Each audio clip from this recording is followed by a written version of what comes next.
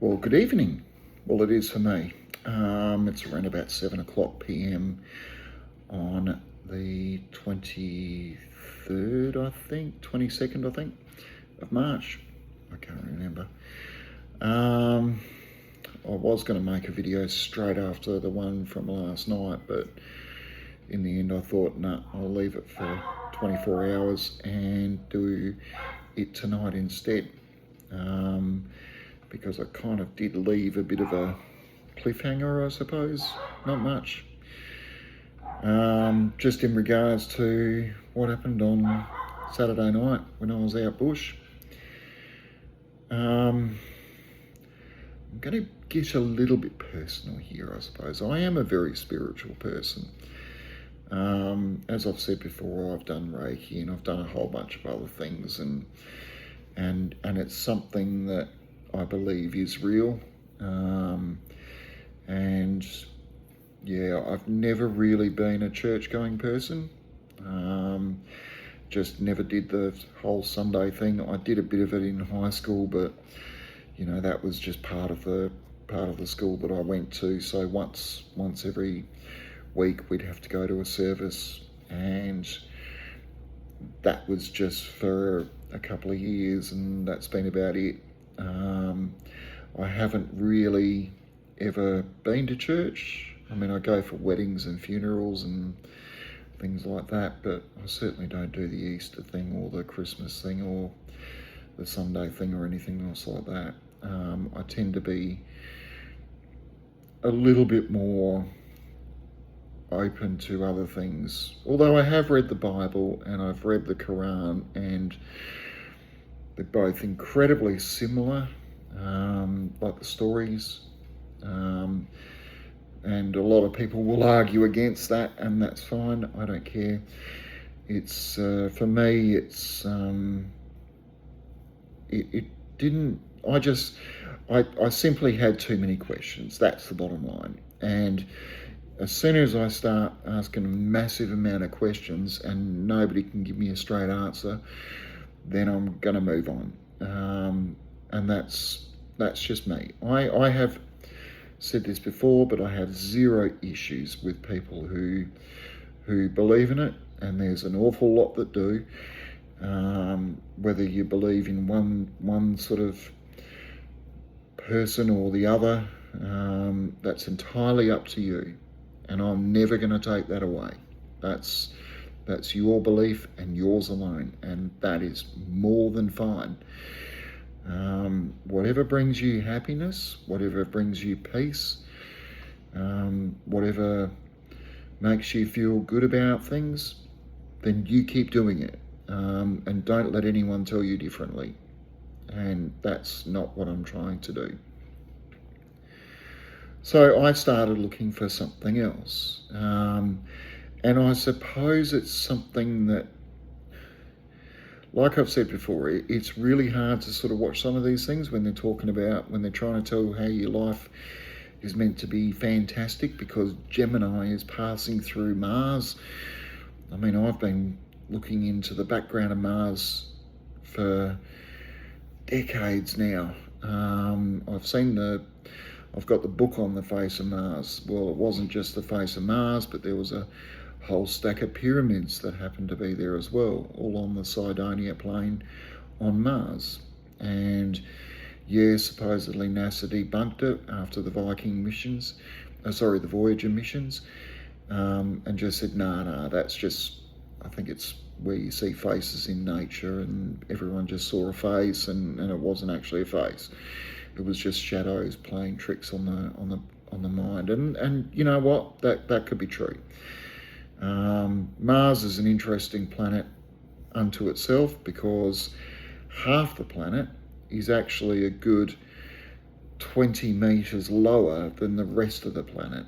There's a distinct line that goes around the planet, meaning that a huge chunk of it has somehow disappeared. It's gone. How that happened, I don't know. But I've got my beliefs in it, but I'm not going to start going on about it now. There's plenty of videos that will go into it, depending on how deep you wish to go down the rabbit hole. So yeah, my idea of spirituality is pretty big. I get hit with what I term as energy bursts every now and again. It leaves me absolutely exhausted afterwards. And more often than not, I'm shaking all over. And it's not a panic attack, it's nothing like that. This is just me sitting there comfortably watching TV, and it could be anything. It could be the news, it could be a comedy, it could be whatever. And then next thing I know, I've just been absolutely, it's like someone's punched you in the face. Although the entire body cops it. And I honestly can't stand afterwards.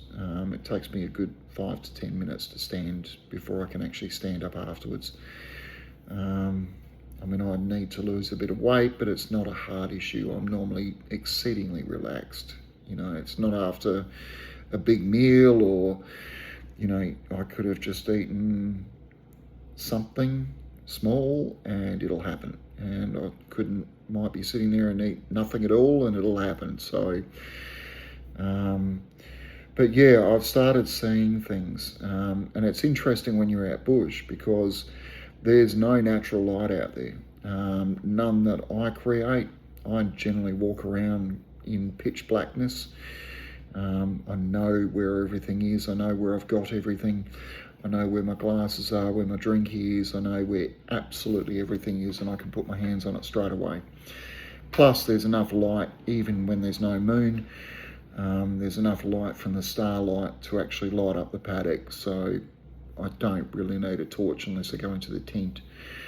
But generally, you can see a lot of satellites, and I mean a lot. Like I've said before, used to be that you'd see 5 or 6 in a night. Now 50 is not an unusual number, and you can generally see them even after an hour after the sun's gone down, and you can normally track them going all the way across the sky. They certainly disappear at some point into the Earth's shadow, but otherwise they go a fair distance across the sky. Saturday night, about 9:30, I just got hit with a massive energy attack. And then all of a sudden, the satellites were going up maybe 10 degrees above the horizon and just vanishing, just disappearing. And then probably about an hour later, so they weren't tracking all the way across the sky. They'd flare out massively. They're certainly the brightest thing in the sky at night. And then they generally sort of just, the light dims, and then you can just watch them go pretty much about halfway to 3/4 of the way across the sky before they disappear. These were lucky to get, like I said, 5 to 10 degrees above the horizon, and then they were just going. They just vanish. And that's really unusual. So that's the ones coming up from the horizon, and even the ones that were going horizontally across the sky, you know, I mean, 5 minutes, and basically you could watch a satellite go horizontally from north to south all the way across the sky without any problems at all. And then within about 2 minutes, no, they'd appear and then they'd just vanish. That's not normal. That is far from normal.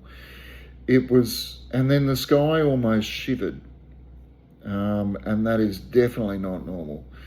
So just about everything in the sky just shivered. I don't know what the hell it was, but it was just weird, and I've never seen it before, and I've been looking at that sky for a very long time. You know, the satellites can be anything from Elon Musk's Starlink, and sure as hell there's a lot of those up there. They can be old rocket bodies that are just floating through space. They can be as small as a screw. They can be as big as a 5-story building, and they just tumble through the sky. and they're very visible. And then all of a sudden, at about 10:30, there was right over on, I would say, just sort of slightly south of the western boundary. It looked like flares. They started coming up one after the other, and they flare out massively. And then they'd sort of come up, and then one of them would sort of keep going, and the other one would almost go like that. So turn off at a 90-degree, 45-degree angle. And then they wouldn't even get more than about 15 degrees above the horizon, then vanish. And it was like one after the other, after the other, after the other, after the other. And there would have been, well and truly, I gave up. I went to bed at about 10:30, 11 o'clock. But I counted nearly 40 of the damn things. I mean, it was clearly a Starlink chain, or a couple of Starlink chains, but it was fascinating to watch, and a lot of them. A lot of people in the sort of spiritual side of things talk about the veil lifting, and it's not like the firmament that the flat earthers talk about. This is similar to, and look, some of this stuff sounds like it's out of the Matrix, and I think a lot of it, people have sort of turned movie stuff into real world stuff, which is really hard to discern. It's not like a Marvel movie or something like that. As soon as someone starts talking about multiverses, that's what I automatically think of. But my dreams have taken me to other places. And it used to be my belief that we are, and I think I've talked about this before, that we are born as a very minuscule thing, and we go through an entire evolution. We live, we die, we live, we die. The soul's journey, we call it. And basically, each soul is at a different level, which is why not everyone's the same. We're not all at the same level. Some of us have deeper sort of feelings. Some of us see things easier. Some of us don't, and some of us just don't agree with any of it at all, and that's okay as well.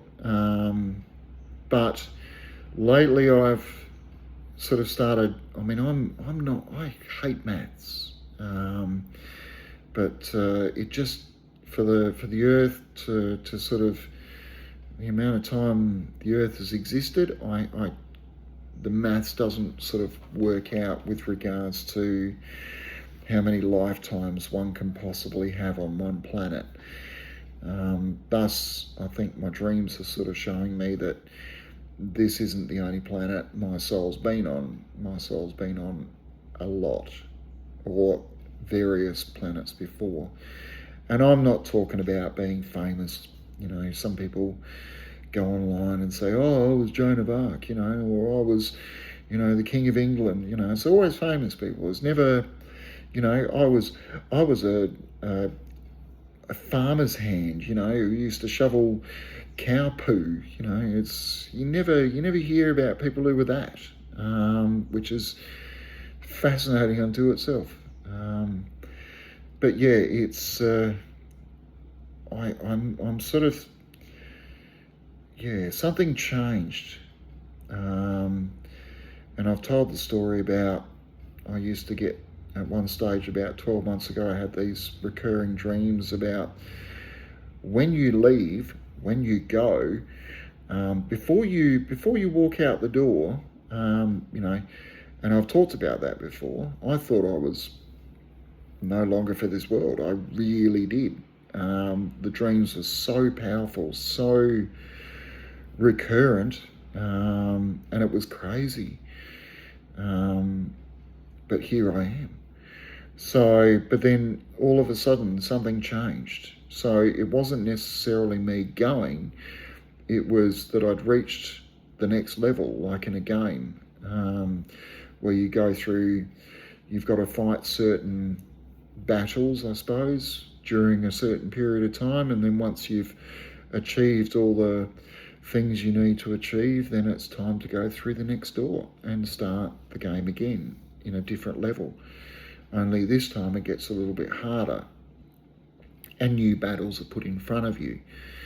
And maybe that's what it was. I don't know. All I know is the Schumann Resonance, which I watched quite a bit, that had a blackout.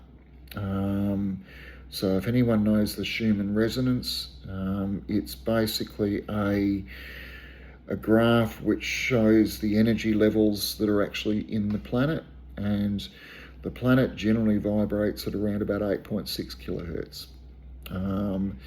And lately it's been, getting stronger. The graph has been filling up more, and every now and again, I'm not sure whether it hits a certain level where it just has to turn off, it gets too high, or what's going on. There was a thought that certain man-made experiments might have been fiddling around with it a little bit, and it did make me go off it for a while, and only because they're able to fiddle with things in the upper atmosphere and make things vibrate and do all sorts of wonderful things. So, it can affect what you're looking at. So at the end of the day, what you've got to do is you've got to actually understand yourself and forget about everything that is going on and actually listen to yourself. And that's what I do when I'm out bush. It's an incredibly peaceful environment. It's incredibly symbiotic. You understand how things live and die and exist. There's a real battle going on out there, but things have to rely on each other. They share water, they share roots, they attract certain insects which then sort of are shared between different bushes and trees. And the last little short that I did that looked up behind the camp, which only showed the native bush, that little short probably had more bacteria, more ants, more insects than your entire backyard, all living together, all existing together, and not just the trees and the dirt and the dead leaves and everything else. It is a complete little environment that without one of those things wouldn't exist. And you start to realise that this landscape has been around for thousands of years, and it wouldn't exist for thousands of years unless it actually started acting as one. So no other plant is left out, no other insect is left out. I'm sure there's battles and things like that go on that we can't see, but otherwise totally different from the human existence, who seem to be hell-bent on basically just ignoring how other people feel, just don't care what others think, and it's all me, me, me. And we've seen that happen in the past 12 months incredibly a lot. Nature can teach you so much. And honestly, at the moment, like I've said in other videos, now is the time to be nice. Now is the time to go that extra mile and actually really pay attention to what you're saying to somebody, to really push that thought of goodness, just natural kindness across to others. Because everyone's so much on edge that a mere second can be the difference between going off the chops and doing something they instantly regret, but it's too late to take back. So, if you're out driving, let someone in. If you're at the shops and they've only got 3 items and you've got 5, let them go first. If somebody's fighting for the final, few pennies to pay for something, offer to pay for it. Make their day. Really make their day. And do it not because you have to, but because you want to. And because you do it with a smile and do it with a bit of a laugh. Don't worry about it. No, it's nothing. You know, what's 5 or 10 cents? You know, what's 20 cents? Doesn't matter. You know, you might be going through the worst day of your life, and then you do something like that, and instantly the gratification you see on someone's face is enough to change you. It's enough to change your entire attitude, because they were going through something worse. You just didn't know about it. You don't know them. You don't know what they're going through. And it's the same with kids. Like, we're seeing kids do the craziest things we would never have done when we were kids. And they need to lash out, and they've got nowhere to do it. They don't know how to do it. And 5 minutes later, they're on their phone, and there's just no relief. There's none at all. There's none of the play that we had as kids. There's none of the getting out into nature we had as kids. You know, they're stressed out. They're massively stressed out. They're stressed out about what they're wearing, you know, what phone they've got, what apps they're looking at, you know, what bike they have. I mean, it's just a huge thing. And they're seeing their parents go through the same thing. They're probably seeing their parents massively argue in the in the family home. We don't know. We don't get to see inside everyone's door. So really be nice to people. You know, just genuinely do something each day that puts back into something that makes their life change. Just the smallest thing. It can be huge. But I'm going to leave it there, because this video is 22 minutes, nearly 23 minutes, and it's going to take an hour and a half to upload. So I'll leave it there, and I hope you all have a lovely night or a lovely morning, wherever you may be in this world. It is only a little world, and it's the only one we have. Take care of it, and I'll catch you later.